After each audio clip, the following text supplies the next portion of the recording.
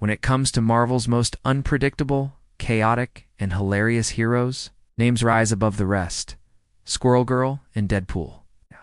Both are notorious for breaking the fourth wall, outwitting their enemies, and turning every fight into a circus of jokes and wild improvisation.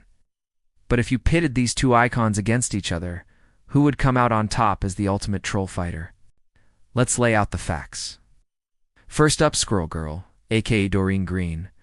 On paper, she sounds like a joke. Powers of a squirrel, a hyperactive companion named Tiptoe, and enough optimism to put Sunshine to shame.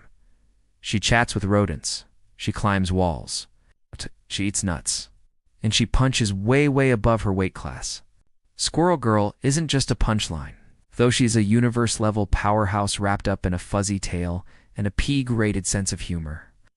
On the other side, we have Deadpool A. Wade Wilson. Now, Deadpool definitely looks the part of a fearsome fighter, disfigured, wisecracking, dual-wielding, with a regeneration factor that makes him almost impossible to kill. And he doesn't just break the fourth wall, he obliterates it, gleefully addressing the reader, the writer, or anyone else who happens to be paying attention. Deadpool is chaos, wrapped in spandex and violence, with a punchline for every fatal wound. So, what happens when these two comic book tornadoes cross paths? Who pulls off the better troll tactics? Let's go round by round. Round 1. Combat prowess. Squirrel Girl, S. Secret weapon, ISNT. Overwhelming strength, though she's got plenty of that, but her ability to unpredictably outthink her opponents. She's taken down some of Marvel's most dangerous villains, from Doctor Doom to Thanos, and done it with a smile. And yes, we know those wins are sometimes tongue-in-cheek, but that's the point. Her trolling isn't just jokes, but the ability to diffuse even the deadliest threat with humor and cunning. Deadpool, meanwhile, is the king of messy, improvisational violence. His fights might look like slapstick routines, but his unpredictability is his biggest weapon. He's immortal. He's got a teleportation device when he remembers where he left it. And he can fight with swords, guns, words, or literally his own dismembered limbs. If Squirrel Girl is the queen of wholesome, endearing trollery, Deadpool is the jester of carnage. Round 2. Breaking the rules. If trolling means breaking convention, these two are masters.